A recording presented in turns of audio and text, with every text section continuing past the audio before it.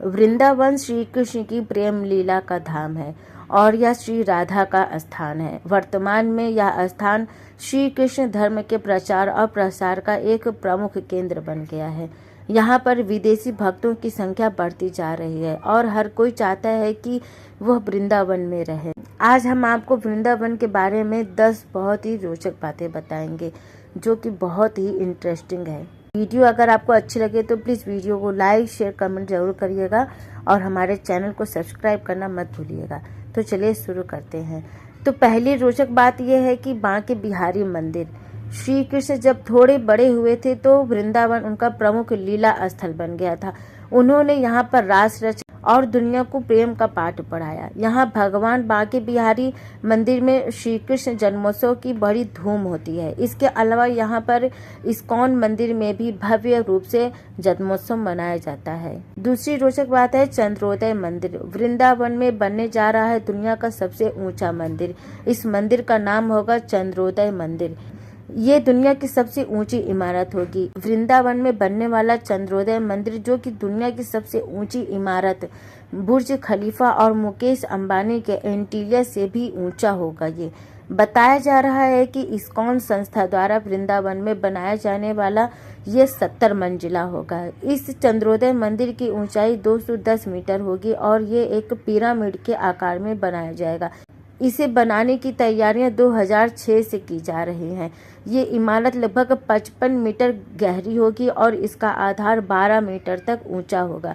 जबकि दुबई में स्थित दुनिया की सबसे ऊंची इमारत बुर्ज खलीफा की गहराई 50 मीटर है और चंद्रोदय मंदिर की गहराई बुर्ज खलीफा से भी 5 मीटर ज्यादा होगी।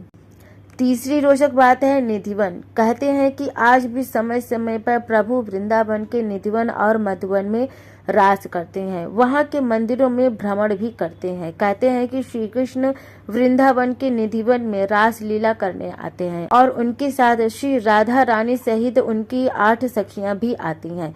लोगों का ऐसा मानना है कि यहाँ हर रात आरती के बाद श्री कृष्ण राधा और उनकी गोपियां रास रचाते हैं। आसपास रहने वाले कई लोगों का कहना है कि उन्हें कई बार यहाँ घुंघरुओं की आवाज सुनाई देती है, लेकिन कोई इस रास लीला को अपनी आंखों से देखने की हिम्मत नहीं करता है और अगर किसी ने देखने की कोशिश की तो फिर दुनिया में कुछ और देखने के लिए बाकी नहीं रह जाता है, यानी कि वो अंधा हो जाता है। इसलिए निधिवन के दरवाजे शाम को 7 बजे के बाद बंद कर दिए जाते हैं। चौथा है रंग महल। वृंदावन में एक रंग महल है। हर रोज मंदिर के अंदर स्थित रंग महल में कृष्ण और राधा का पलंग लगा दिया जाता है और पूरा रंग महल सजा दिया जाता है और राधा जी का श्रृंगार सामान रखकर मंदिर के दरवाजे बंद कर दिए जाते हैं।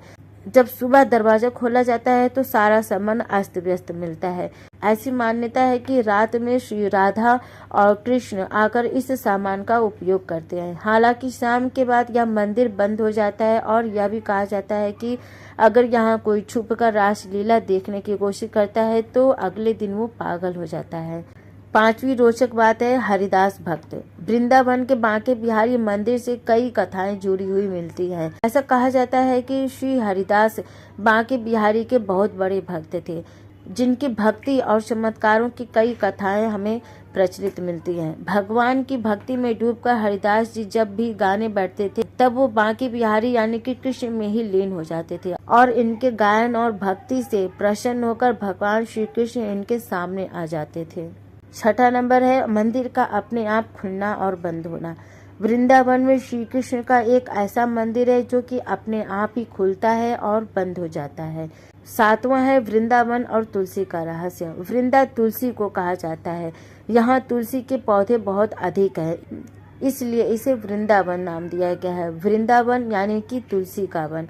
कहते हैं कि यहाँ तुलसी के 2 पौधे एक साथ लगे हैं। रात के समय जब राधा और कृष्ण रास रचाते हैं तो यही तुलसी के पौधे गोपियां बनकर उनके साथ नाचती हैं।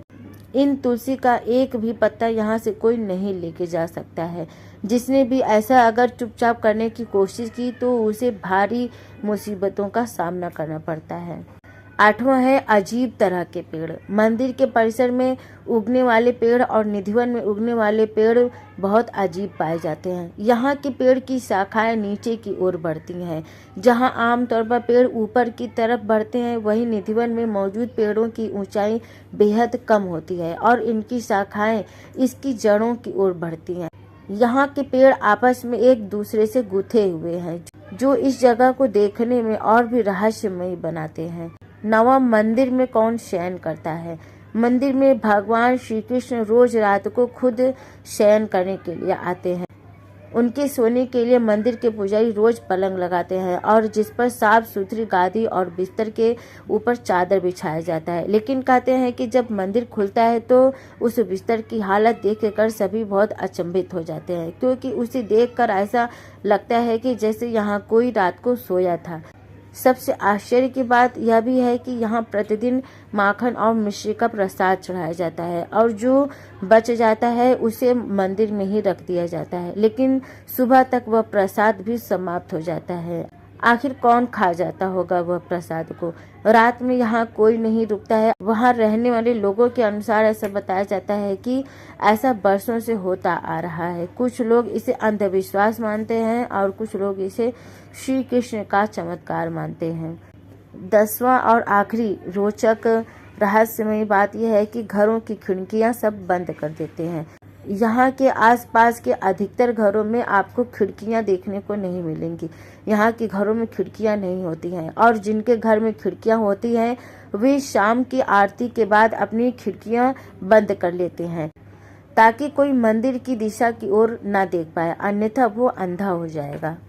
तो आपको ये निधिवन से जुड़ी ये रहस्यमयी रोचक बातें कैसी लगी? अगर पसंद आए तो प्लीज़ वीडियो को लाइक शेयर कमेंट करिए और मेरे साथ जुड़े रहना चाहते हैं तो चैनल को सब्सक्राइब जरूर करें ऐसे ही इंटरेस्टिंग और धार्मिक नॉलेज के लिए। Thank you.